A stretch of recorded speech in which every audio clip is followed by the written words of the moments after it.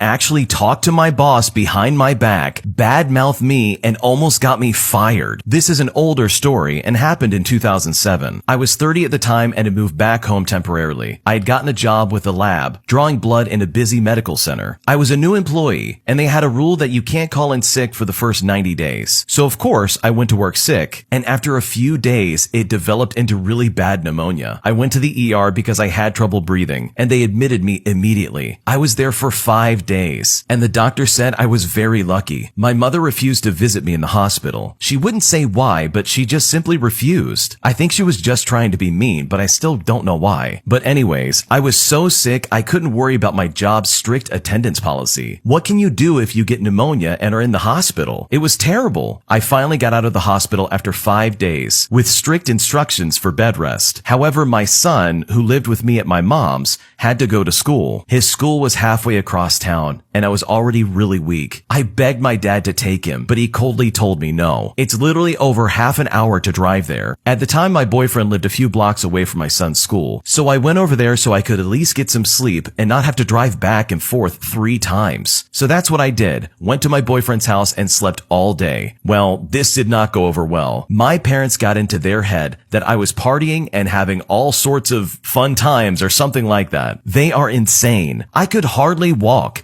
They refused to give my son a ride to school, so I had to take him. It made sense to go to my boyfriend's house since he was only 2 blocks away from the school. Well, on that day, my boss called the house to see what I was doing and when I would get back to work. My mother answered and had quite a conversation with her. Apparently, she told her that I was at my boyfriend's and that if I was well enough to go over there and party, then I should have gone to work in the first place. That stupid Karen. They refused to drive my son to school, something they previously said to do when I was unable to. What was I supposed to have done? I was told to rest at home for at least a week before returning to work. This was the first day I had been home. I was still sick. Why would I drive over 30 minutes each way when I have pneumonia? Wouldn't it make more sense to hang out at my boyfriend's house until the rest of this time is over? I thought so. Apparently my parents assumed I was out